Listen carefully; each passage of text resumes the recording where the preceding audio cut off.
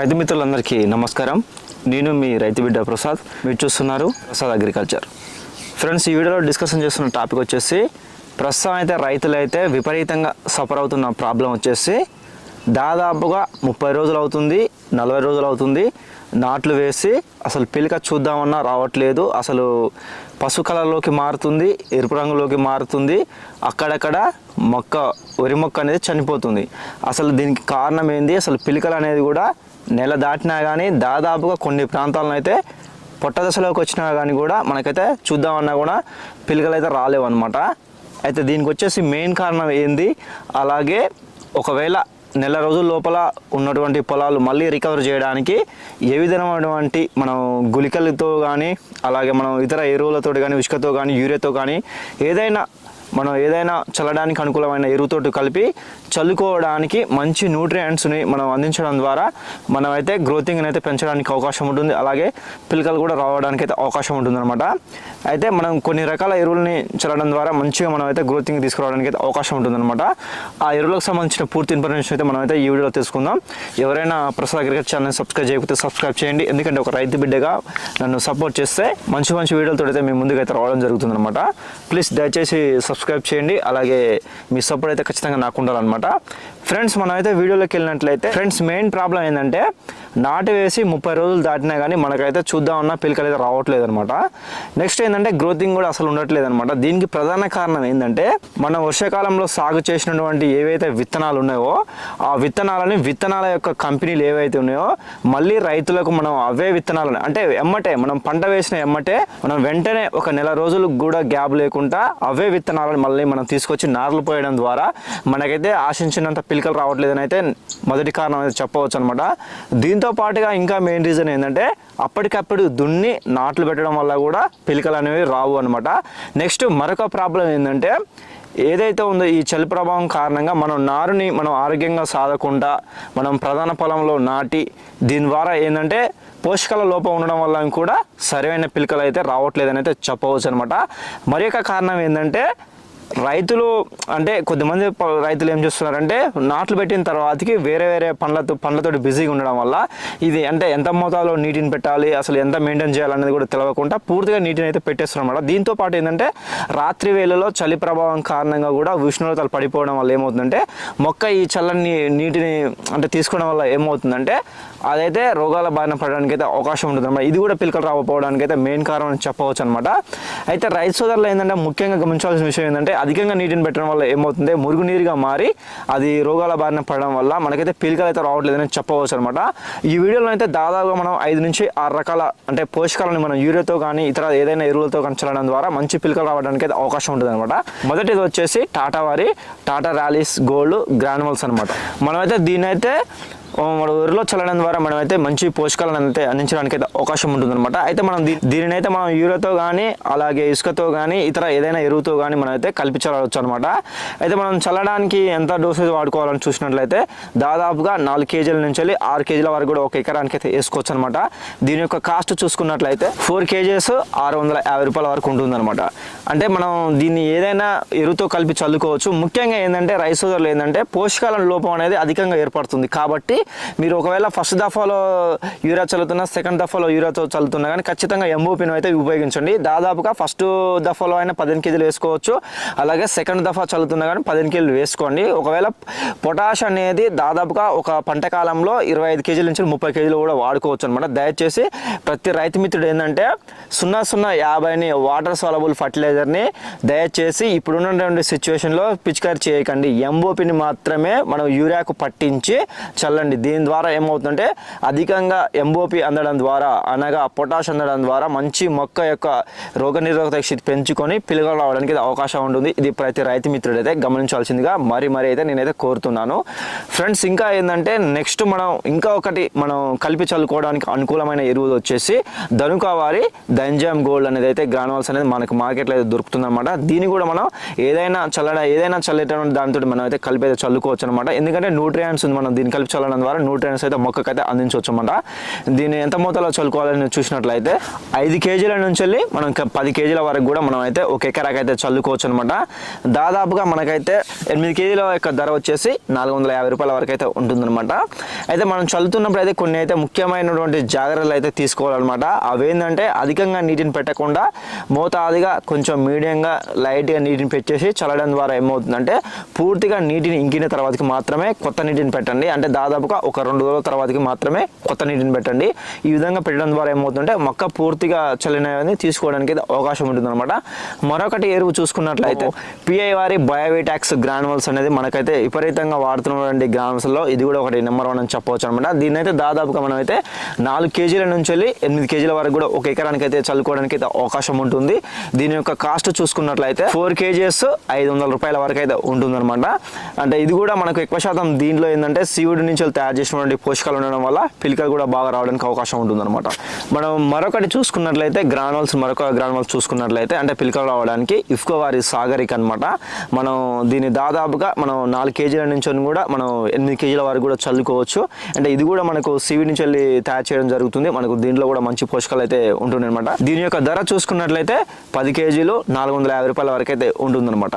మరి ఒక గ్రానువల్ చూసుకున్నట్లయితే మనం ఇఫ్కో వారి సాగరిక గోల్డ్ గ్రానువల్స్ అనమాట. ఇది కూడా మనకైతే మనకు సీడ్ నుంచి తయారు చేయడం జరుగుతుంది.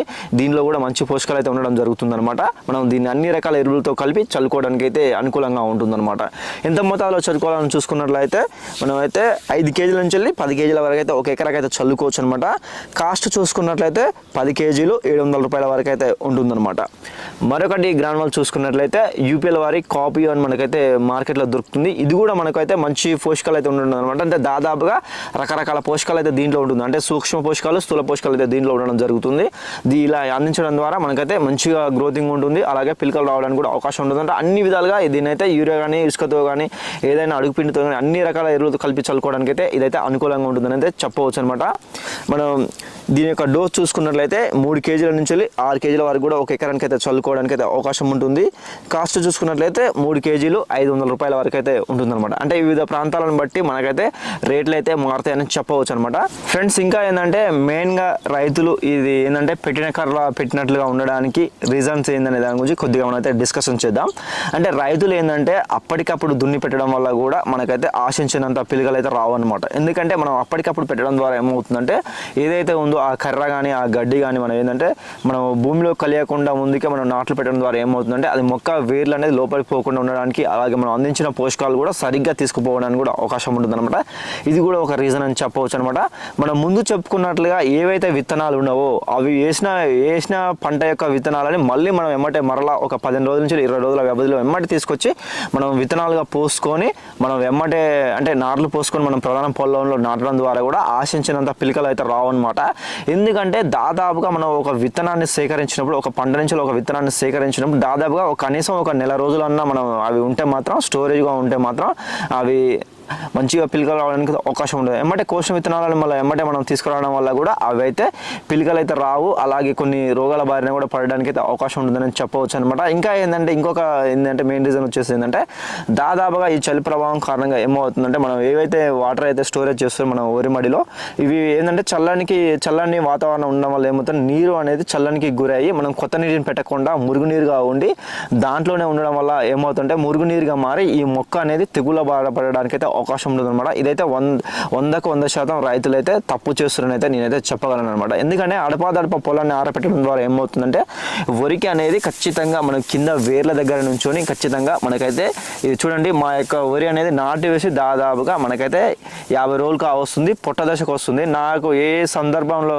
కూడా మనకైతే వరి అయితే పెరగట్లేదు అనే సమస్య నుంచి నేనైతే ఎదుర్కోలేదు అనమాట. నేను చేసినటువంటి యాజమాన్యం ఆ విధంగా ఉండడం వల్ల మనకైతే మంచి గ్రోతింగ్ వచ్చిందని చెప్పవచ్చు అనమాట. అందుకని ఏంటంటే ఫస్ట్ నించోని మంచిగా పొలాన్ని అడపదడప ఆరపెడుతూ మనం వేస్తున్నటువంటి ఎరువులు ఏవైతే వేస్తున్నామో చల్లడానికి అనుకూలంగా ఉన్నప్పుడు మనం ఏదైతే చల్లుతున్నామో కొద్ది గొప్ప నీటిని పెట్టుకొని మనం చల్లడం ద్వారా ఏమవుతుందంటే పూర్తిగా తీసుకోవడానికి అయితే అవకాశం ఉంటుందన్నమాట. అందుకనే పొలాన్ని అడపదడప ఆరబెట్టండి, మనకు వేర్లకు అనేది గాలి తగులుతుంది, అలాగే వెలుతురు కూడా పోతుంది అనమాట. దీని ద్వారా ఏమవుతుందంటే మొక్క అనేది గ్రోతింగ్ పెరగడానికి అయితే 100% అవకాశం ఉంటుంది. మనం ఎప్పుడు నీటిని పెట్టడం ద్వారా ఏమవుతుందంటే అవి కొత్త సూక్ష్మజీవులు అవి అంటే వాటి యొక్క వృద్ధిని పెంచుకొని ఈ తెగుల బారి పడడానికి కూడా అవకాశం ఉంటుందన్నమాట. అందుకని అడపదడప పొలాన్ని ఆరబెట్టండి. దీని ద్వారా మంచిగా మొక్క అనేది గ్రోతింగ్ అయితే ఉండడానికి అయితే అవకాశం ఉంటుందన్నమాట. నెక్స్ట్ వచ్చేసి ఇంకా ఏంటంటే మెయిన్గా కొద్దిమంది రైతు సోదరులు ఏం చేస్తారంటే యూరియాని చల్లడంలో లేట్ చేస్తారు. మనం వరి నాటు పెట్టిన తర్వాత అంటే 15 రోజులకు వేయకుండా 20 రోజులకు వేస్తారు, నెల రోజులకు కూడా కొద్దిమంది వేస్తున్నారు. ఎందుకంటే పూర్తిగా ఏవైతే ఈ కాంప్లెక్స్ ఎరువులను చల్లిన తర్వాతకి ఆఖరి దుక్కిలో తర్వాతకి మనకు యూరియా వేయకుండా కొద్దిమంది అయితే నిర్లక్ష్యం చేస్తున్నారు అనమాట. దీని ద్వారా ఏమవుతుందంటే వరిలో ఆశించినంత నత్రజని ఎరువు అందకపోవడం వల్ల పెరగపోవడానికి కూడా కారణం అనేది చెప్పవచ్చు అనమాట. నెక్స్ట్ మరొక రీజన్ వచ్చేసి ఏంటంటే మనం నారుని ప్రధాన పొలంలో ఏదైతే నారులు పోసుకున్నామో అప్పుడు నారు అనేది మనం అంటే పూర్తిగా నీళ్ళలోనే ఉంచి ఎప్పుడూ నారుని పూర్తిగా నీళ్ళలోనే ఉంచి అవి మొక్క అనేది వేర్లకు సరి అయినటువంటి అంటే కుదురుకోకుండా ఉండి వేర్లకు మనం ఏదైతే ఈ కాండం కుళ్ళు తెగులు కానీ ఈ కుళ్ళు తెగులు కానీ ఆశించినప్పుడు మనం ప్రధాన పొలంలో అట్లే డైరెక్ట్గా నాటి వేయడం వల్ల ఏమవుతుందంటే అవి కూడా పెట్టినట్టు ఆ విధంగానే ఉండి కుళ్ళిపోవడానికి అవకాశం ఉంటుంది. నెక్స్ట్ ఇంకా ఏంటంటే మొగి పురుగు బారిన పడడానికి కూడా అవకాశం ఉంటుంది అనమాట.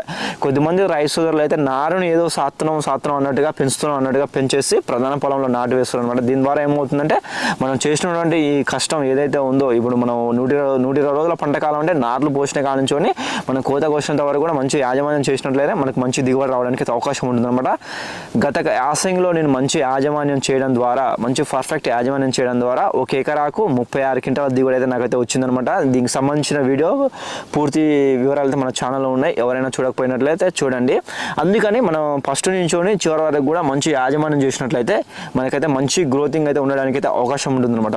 మరి రైతు సోదరులు ఏంటంటే స్ప్రే చేస్తున్నప్పుడు కూడా ఏదైనా స్ప్రే చేస్తున్నప్పుడు కూడా గ్రోత్ ప్రమోటర్స్ని వాడండి. అలాగే మనం యూరియాతో కలిపి చల్లుతున్నప్పుడైనా ఇసుకతో కలుపుతున్నప్పుడు కూడా మనకు చాలా వరకు మార్కెట్లో కూడా మంచి గ్రోత్ ప్రమోటర్స్ అయితే ఉన్నాయన్నమాట. ఎవరైనా హ్యూమిక్ యాసిడ్ను ఉపయోగించడం వల్ల కూడా వరిలో అయితే మంచి ఉపయోగాలు అయితే ఉంటాయన్నమాట. దయచేసి మీరైతే ఏంటంటే హ్యూమిక్ యాసిడ్ని కూడా వరిలోనైతే చల్లుతున్నప్పుడు యూరియాతో కలుపుతున్నప్పుడు అయితే ఖచ్చితంగా కలిపి చల్లండి. మంచి పోషకాలు అయితే అందించడానికి అయితే అవకాశం ఉంటుందన్నమాట. అందుకని ప్రతి రైతు మిత్రుడు ఏంటంటే ఈ ప్రధాన పొలం నాటిన తర్వాతకి మనకు ఫస్ట్ 15 రోజులు మాత్రం ఇంపార్టెంట్ అనమాట. ఎందుకంటే కర్ర కుదురుకునేలా మనం మంచి నీటిని అందించాలి, మంచి యాజమాన్యం చేయాలి. అప్పుడు చేసినప్పుడే మనకైతే మంచి గ్రోతింగ్ ఉండడానికి అయితే అవకాశం ఉంటుంది. ఇంకా ఏంటంటే ఈ 15 రోజుల్లో మనం అయితే కలుపును కూడా నియంత్రణ చేయాల్సిన అవసరం కూడా ఉంటుందన్నమాట. అందుకని ఏంటంటే కొద్దిమంది రైతు మిత్రులు మనం కలుపును నియంత్రణ చేయడానికి ఉసుకలో కొన్ని కలుపు నియంత్రణ మందులు అయితే చల్లుతారు అనమాట. కొన్ని సందర్భాల్లో అవి అయితే డోసు కూడా ఎక్కువ కావడానికి అవకాశం ఉంటుంది. 2-3 రసాయనాలను కూడా తీసుకొచ్చి కలిపి చల్లుతారు అనమాట. దీనివల్ల కూడా ఏమవుతుందంటే వరి అనేది ఎఫెక్టివ్ కావడానికి అవకాశం ఉంటుంది, సరిగ్గా గ్రోతింగ్ ఉండిపోవడానికి అవకాశం ఉంటుంది. ఇంకా ఏంటంటే ఇంకా కొత్త తెగులు రావడానికి కూడా అవకాశం ఉంటుంది అనమాట. ఎందుకంటే ఇవి డోస్ ఎక్కువ కావడం వల్ల ఏమవుతుందంటే పైరు దాన్ని తట్టుకోలేక కూడా మనకు గ్రోతింగ్ కూడా ఉండిపోవడానికి అవకాశం ఉంటుంది అనమాట. అందుకనే మనం ఎంత మోతాదులో ఉపయోగించుకోవాలి ఆ డోసుని బట్టి మాత్రం మీరైతే చల్లుకున్నట్లయితే మనకైతే మంచి గ్రోతింగ్ ఉండడానికి అయితే అవకాశం ఉంటుంది అనమాట. ఫ్రెండ్స్ మనం ఏవైతే ఇంతకుముందు చెప్పుకున్నట్లు ఏవైతే ఉన్నాయో మనం గ్రోత్ పేమెంట్స్ మనం ఇసుకలో కలిపి చల్లుకున్న యూరియాతో కలిపి చల్లుకున్న వీటిని అయితే ఖచ్చితంగా మీరు ఏవైనా మనం ఫస్ట్ దఫాలో కానీ రెండో దఫాలో కానీ మీరు ఒకవేళ లేకుండా యూరియాతో కాకుండా కానీ ఇసుకలో కూడా కలిపి చల్లుకోండి. మంచి గ్రోతింగ్ రావడానికి అయితే అవకాశం ఉంటుంది తక్కువ ఖర్చులో. అలాగే మీరు యూరియా చల్లుతుంటే మాత్రం ఒక ఎకరానికి ఎంత మోతాదులో యూరియా చల్లుకోవాలని చూసుకున్నట్లయితే దాదాపుగా ఫస్ట్ దఫాలో అయితే ఖచ్చితంగా ఒక బ్యాగ్నర్ అయితే వేసుకోండి. ఇప్పుడు ఉన్న పరిస్థితుల్లో ఈ చలికాలం వల్ల ఏమవుతుందంటే గ్రోతింగ్ అయితే మొక్కలో ఉండట్లేదు అనమాట. అందుకని దయచేసి ఏంటంటే యూరియాని ఫస్ట్ దఫా సెకండ్ దఫా ఎక్కువ వేసుకోండి, మూడో దఫా అనేది తక్కువ వేసుకోండి. ఎందుకంటే పొట్ట దశలో ఎక్కువ వేసుకున్నట్లు ఏమవుతుందంటే దాని యొక్క డ్యూరేషన్ అనేది అయితే పెరిగిపోవడానికి అయితే అవకాశం ఉంటుందన్నమాట. ఫ్రెండ్స్ ఇది టాపిక్. మనం మొక్క ఎందుకు గ్రోతింగ్ పెరగట్లేదు, అలాగే గ్రోతింగ్ పెరగడానికి మనం కావాల్సినటువంటి ఏవి పోషకాలను అందించడానికి అనేది తెలుసుకున్నాం అనమాట. ఎవరైనా ప్రసాద్ అగ్రికల్చర్ ఛానల్ని సబ్స్క్రైబ్ చేయకపోతే సబ్స్క్రైబ్ చేయండి. అలాగే వీడియోని లైక్ చేసి సపోర్ట్ చేయండి. మీకు ఏదైనా డౌట్స్ని అయితే కామెంట్ చేయండి. మరొక టాపిక్ తోడైతే మనం మళ్ళీ కలుద్దాం. అంతవరకు సెలవు, నమస్కారం.